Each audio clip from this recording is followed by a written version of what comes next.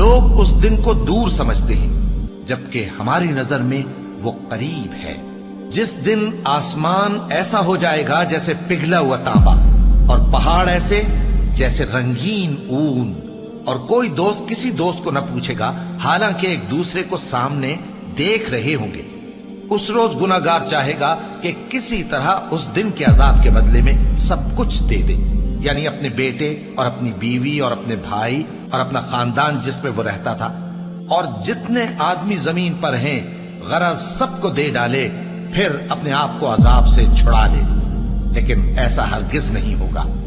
وہ بھڑکتی ہوئی آگ ہے، کھال ادھیڑ کر کلیجہ نکال لینے والی۔